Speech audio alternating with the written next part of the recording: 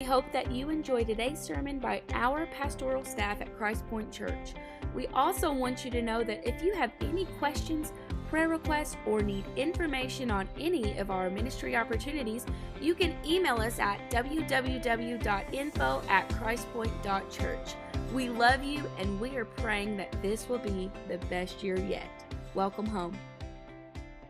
Your situations are not impossible, guys. Let's break this down and we'll show you how impossible things really were. So let's go to verses 9 through 14. They said to him, "Where's your wife? Where's your wife Sarah?" And he said, "She up in the tent."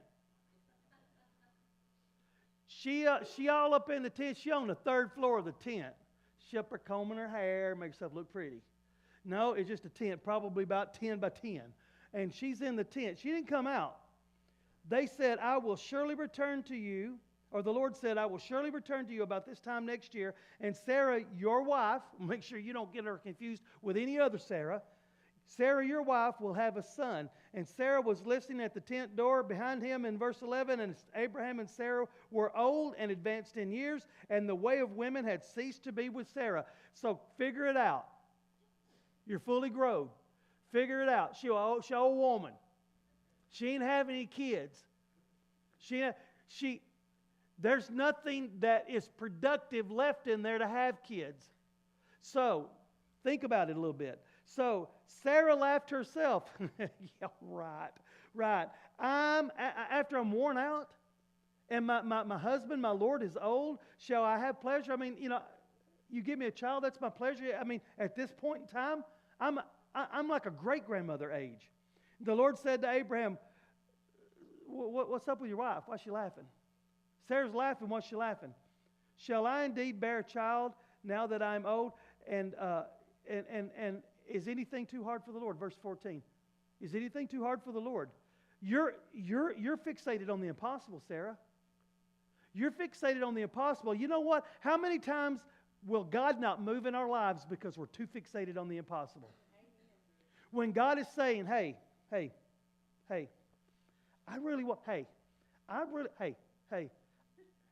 want to do this for you. Hey, but all you think it's impossible. Lord, it's impossible. Quit bothering me. It's impossible. It's impossible. Quit tapping me on the shoulder. It's impossible. So we're so fixated on the impossible that we can't focus on the maker of the possible, the creator of the possible. So is anything too hard for the Lord? At the appointed time, I will return to you. About this time next year, Sarah's going to have herself a boy. It's going to happen. So Abraham, an old man.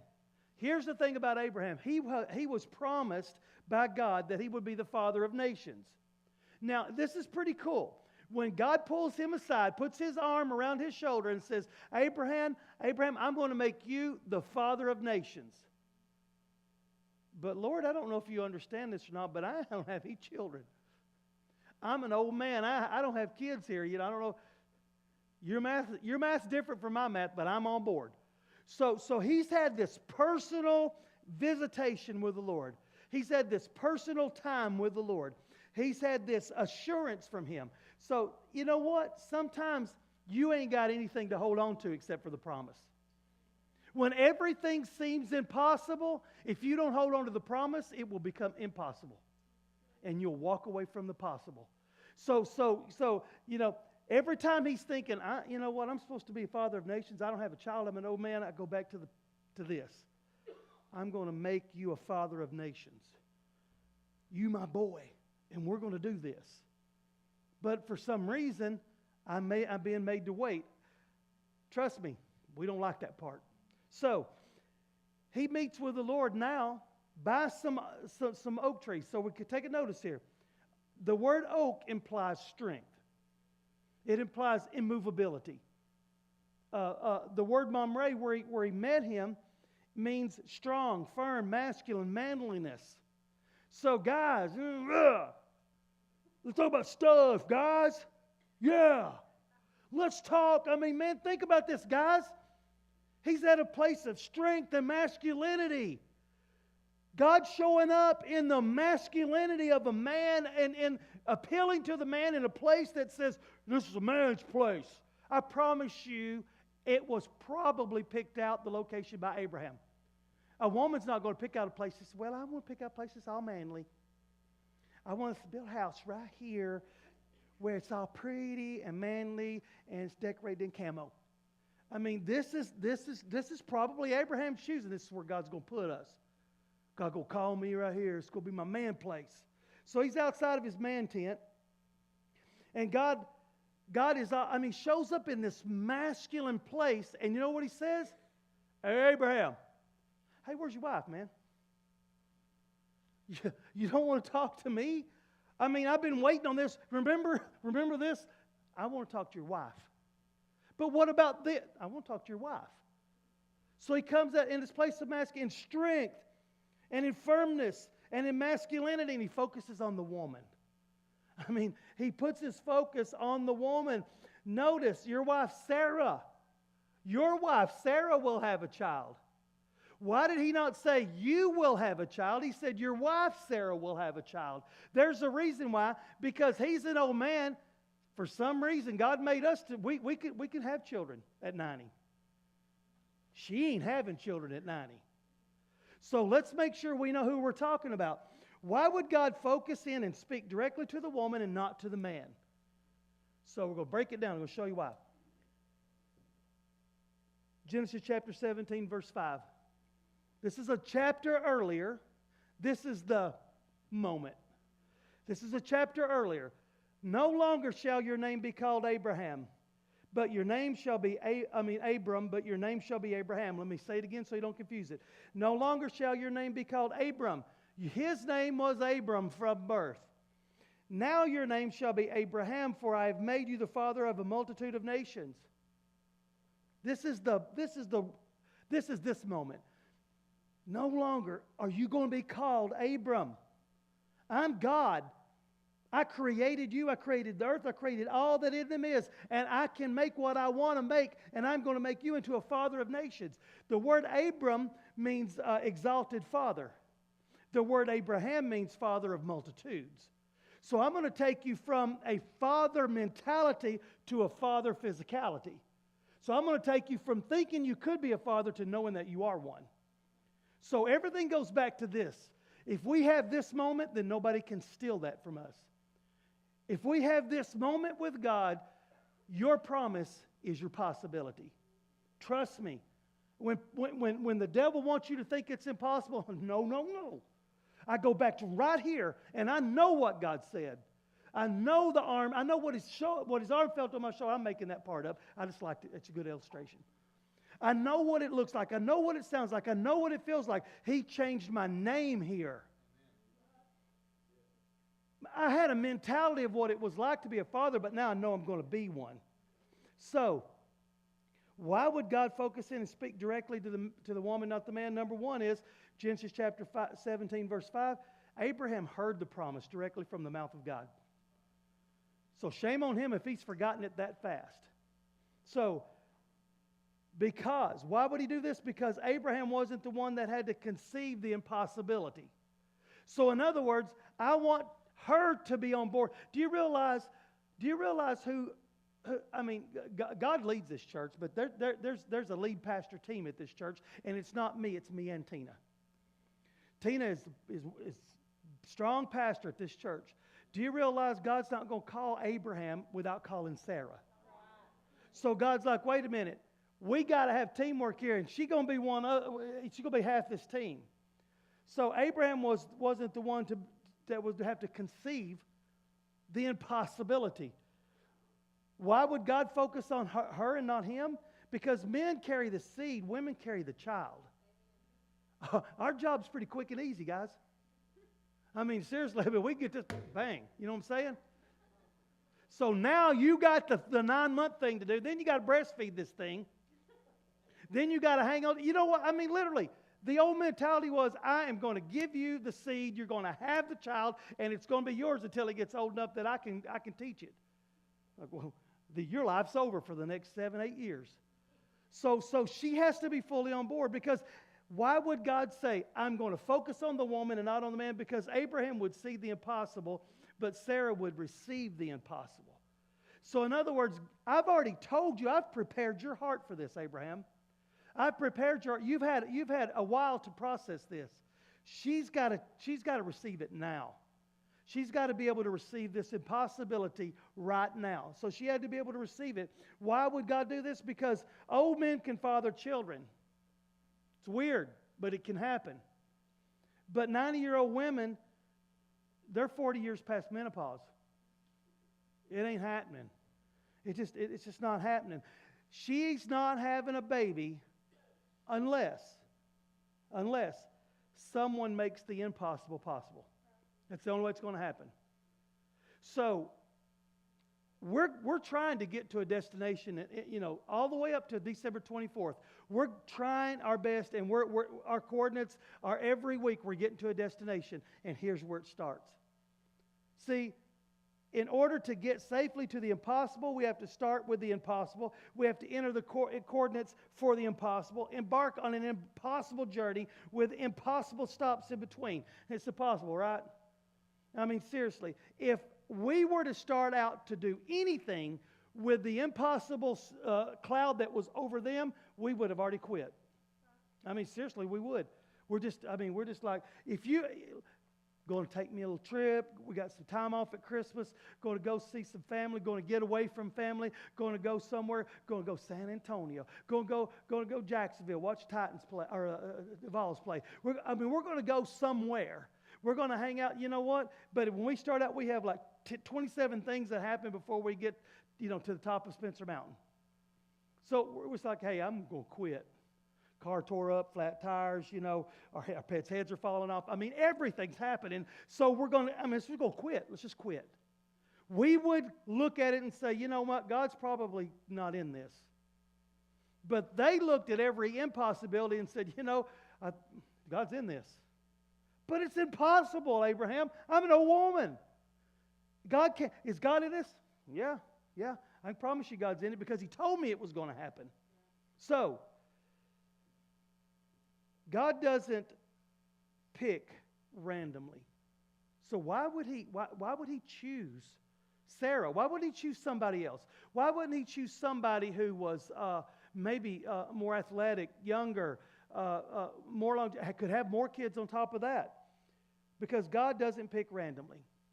God doesn't just randomly pick. God didn't just say, you know what?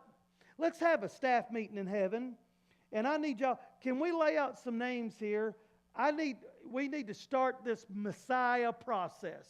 So I want to start it today. Who are we going to pick? Well, here's Lot's wife, and we'll throw her name out there. And here's one of these pagan women. She's pretty. And how about Sarah? Well, Sarah's old. Just forget her. God doesn't pick randomly, and He doesn't say, I like that one. He doesn't do that. He doesn't pick randomly.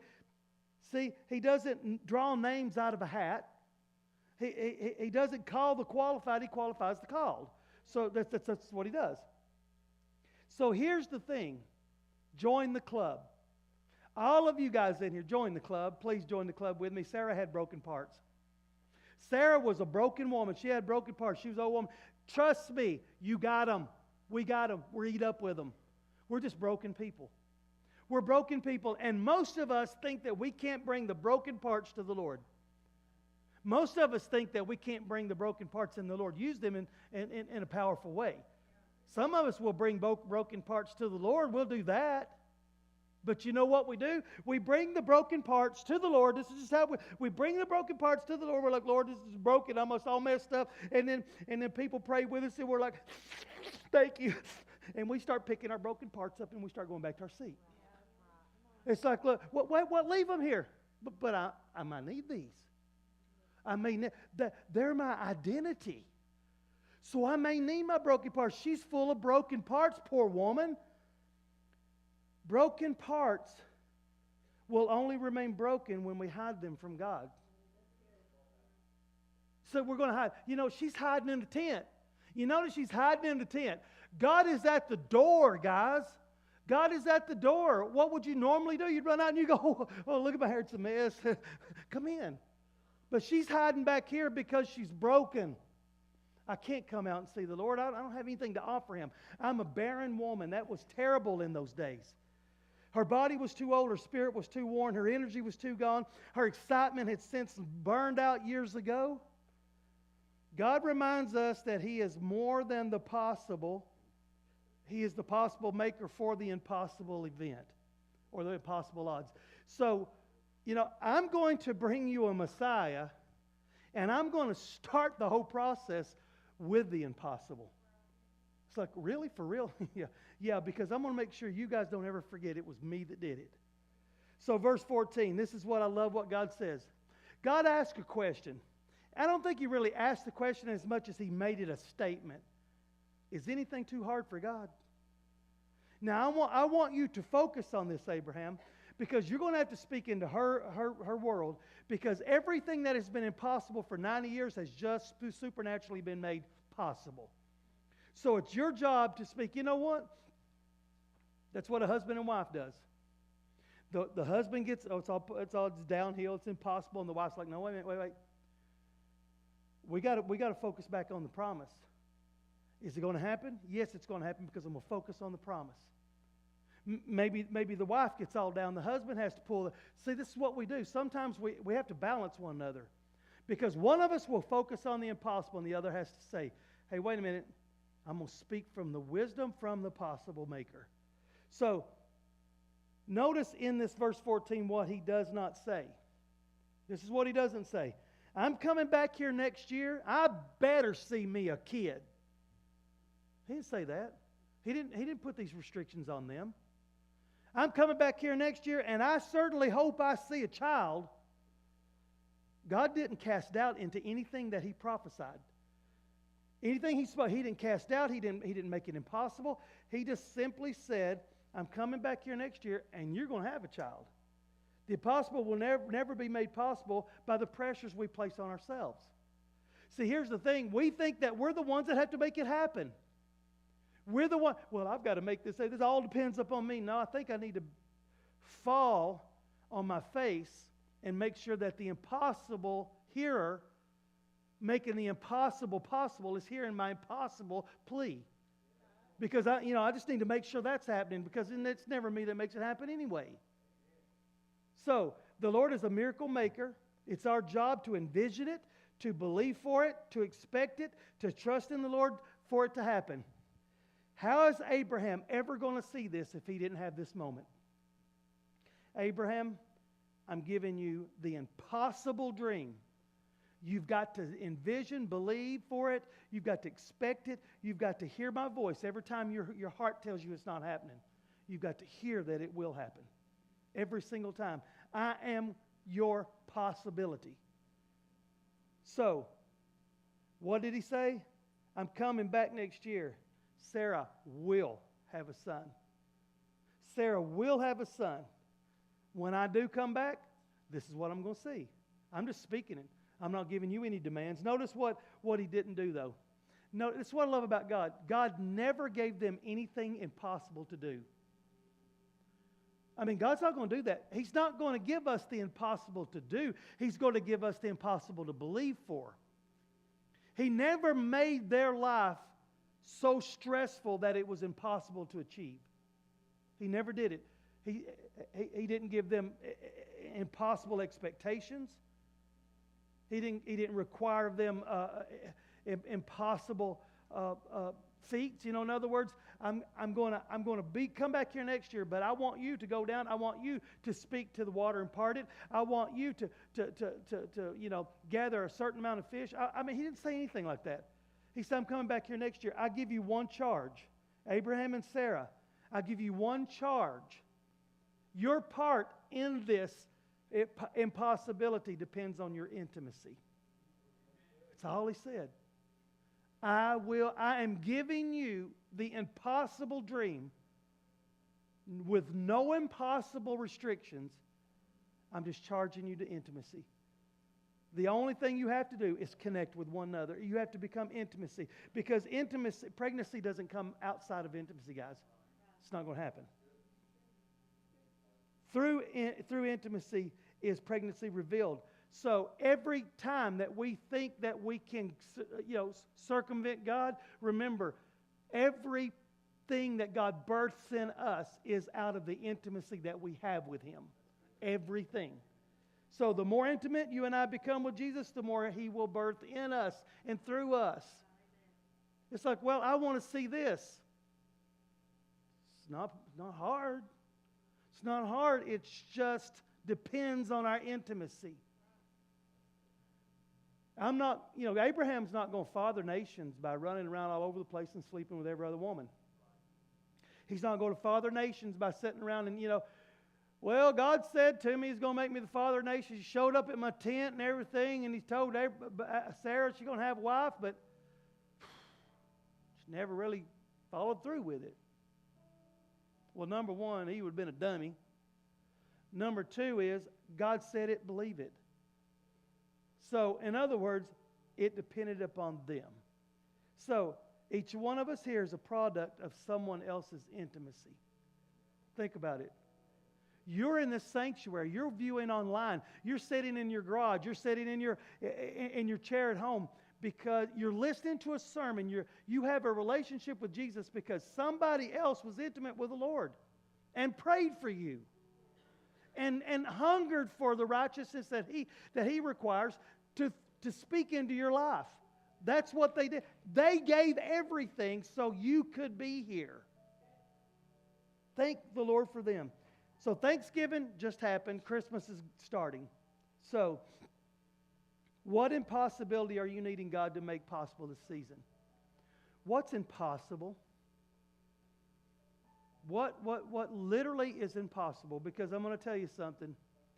The more intimate we become with the Lord, the more possible this will become. It will be directly linked to your level of intimacy with Him in this season. In this season. If we see the impossible, then God will birth the impossible and make the impossible possible. It's hard for a dyslexic person to throw that many impossibles out. But I need you to do something with me. I want you to think of something. What have we just deemed as impossible? What have we just completely shut down in our lives that's not going to happen? What relationships have we completely shut down and said it's never going to happen? Men, this is the one thing that we innately need in our lives is respect. How many of us have just made the respect level that we feel like we need from family and from children? How many of us have made that impossible because we've severed so many relationships? Women, the one thing innately that a woman needs is security. How many of you have said it's impossible? I don't know if I can ever trust anybody. I don't know if I could trust him. How many of us are living in a situation where my husband, my wonderful husband, is paying for the sins of my past boyfriend or husband? Because I can't trust, because it's impossible for me to trust. So, how many of us are in a situation to where we're living in impossible places? And our dreams are impossible, our visions are impossible. Because I want us to realize that we're talking about the God of the impossible. We're talking about the God that is over the impossible. We're talking about our personal Lord and Savior. Remember last week, we're not talking about just lamb, we're talking about a line of God. So I want you to stand with me and I want you to do something with me. Number one is, it may be impossible for you to have ever imagined that you could be standing in a church about to pray a sinner's prayer. It may be impossible to think that. Because I'm going to tell you, one time in my life, I could tell you it would be impossible to get me even in a church. It would have been impossible. And then if you want to talk about your Jesus, keep it to yourself. It would have been impossible for me to listen. But now I'm the one that's saying, hey, listen, I serve a possible-making God. So I want you to hear Him like I hear Him. I want you to love Him like I love Him. I want you to become intimate with Him like I become intimate. So guys, that's a term that's scary to you. Women have no problem talking about intimacy. I become intimate with my friends, my girl. I call my girls my girls. Guys never. Girls will send girls cards. and tell them, I love you so much, your just hair's so pretty today. Guys don't do that. So when we speak the word intimacy with Jesus, guys start going, my palms getting sweaty, I'm getting nervous here. I don't intimate my rear end. If we're not going to become intimate with the Lord, then we're messed up. Because it is the truth. If we don't become transparent with Him, He is not going to be able to speak into our lives and us be able to be self-aware enough to hear it and understand it. So let's not cast out the thing that scares us to death. Trust me, we're not going to sing Kumbaya and make you hold hands with people. We're going to ask you simply, I'm jacked up. Join the club. I'm messed up. Join the club. I can't see a way out of my problems, my depth, my cave, my issue. Join the club. Because you know what? This is where God begins to start moving. He brought us the salvation of mankind through an impossible 90-year-old woman. They had that child, by the way. And that child had another set of twins. And one of those twins had 12 sons. And those 12 sons became the heads of the 12 tribes of Israel. And through the 12 tribes of Israel, salvation was exploded. Came David, came Jesus. And because of Jesus, we're here now. So, it all started with that woman. Why do I want to speak to her? Because she's the one that needs to be convinced to believe. He's already bought in. Sometimes you and I just need to be bought in to what we believe. We may believe it, we just not bought into it yet. The first sermon that we ever preached at Christ Point Church, man, we were here, but I wasn't bought in. Until Tina wasn't bought in at all. Until that first service, Tina come around and said, God says we're supposed to be here. I was bought in. See, I already saw the vision, but I was just waiting on my wife to get the confirmation. So it's like, okay, we're good. Let's go wide open. High gear today. So I want to ask you something. Can you safely say, I have reached out, I have sought the Lord, I have asked Him into my heart. Men, can you honestly say, I have done what most men are afraid to do and ask the Lord into my heart? Women can do this. Men have a hard time. Can you honestly say this? Hey, thank you for tuning in today. Thank you for spending some time with us in service at Christ Point Church. And just wanting you to know that we love you guys and you are an important part of Christ Point Church. If you're disconnected or in another state or you want more updates, please visit us on our website. You can email us at info@christpoint.church. And if you want to know how to give, we have a text to give. You can see it flashing right now. Also, you can give on the app. A lot of people are asking about that. So we just want you to know that you are a vital and important part of Christ Point Church. Now, thank you for tuning in. Thank you for spending some time with us online and on TV. We are real people, living real lives, serving a real God. Welcome home.